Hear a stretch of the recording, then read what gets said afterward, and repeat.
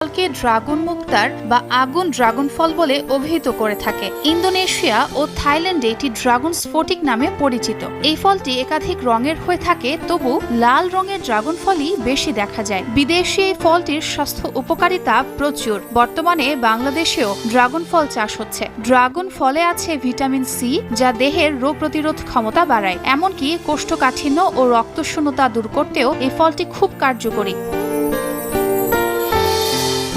Dragon ফলে আছে প্রচুর পরিমাণে অ্যান্টিঅক্সিডেন্ট, যা দেহের কোষের ক্ষতি থেকে হওয়া রোগের বিরুদ্ধে লড়াই করে। এক গবেষণায় দেখা গেছে উচ্চমাত্রার অ্যান্টিঅক্সিডেন্ট সমৃদ্ধ খাবার হৃদরোগ, ক্যান্সার, ডায়াবেটিস, এমনকি আর্থ্রাইটিসের মতো রোগ প্রতিরোধ করতে সহায়ক। ফলটিতে আছে প্রচুর পরিমাণে ফাইবার এবং এটি পিচ্ছিল জাতীয় হওয়ায় দ্রুত হজমও হয়। ড্রাগন ফলের মধ্যে প্রিবায়োটিক থাকার কারণে দেহের পচনতন্ত্র ভালো রাখতে সাহায্য করে ও ডায়রিয়ার সংক্রমণের ঝুঁকি কমায়।